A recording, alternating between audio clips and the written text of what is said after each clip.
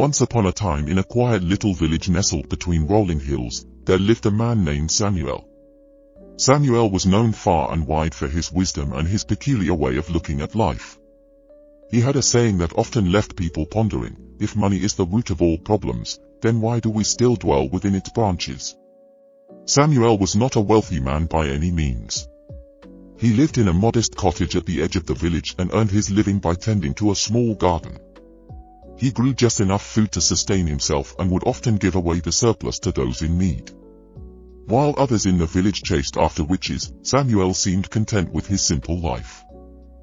One day, a merchant named Tobias arrived in the village. He was a man of great wealth and stature, known for his grand mansion, expensive attire, and extravagant parties.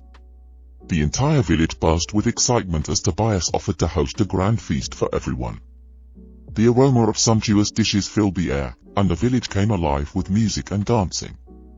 As the night went on, Samuel sat quietly in a corner, observing the revelry. He noticed how people's behavior changed in the presence of wealth. Some became overly competitive, trying to outdo each other in extravagance. Others became envious, comparing their own lives to the opulence displayed by Tobias. Samuel couldn't help but wonder about the paradox of prosperity. He approached Tobias, who was sitting on a lavish throne-like chair, and asked, "Sir Tobias, you have brought us great joy with this magnificent feast, but I have a question for you. You are a man of wealth and means, yet you've heard the saying that money is the root of all problems. Why then do you still dwell within the branches of money?" Tobias, intrigued by the question, paused for a moment. He looked around at the revelry and said, "My dear Samuel, I have indeed heard that saying, and I've pondered it many times. Money, in itself, is not inherently evil. It is the love of money above all else that can lead to problems.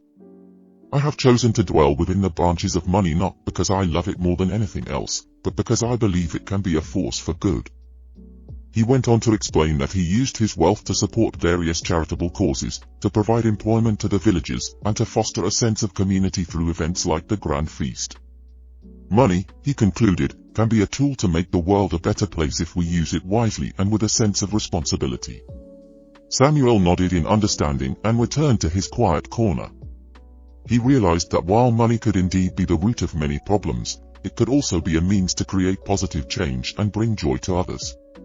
The paradox of prosperity was a lesson he carried with him, reminding him that it was not the wealth itself but the intentions behind its use that truly mattered.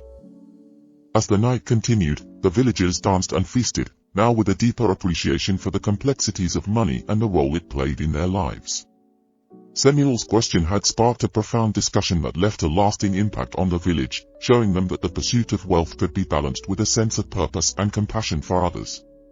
If you enjoyed this tale and would like to be updated on more stories that provoke thought and inspire reflection, please consider liking and subscribing.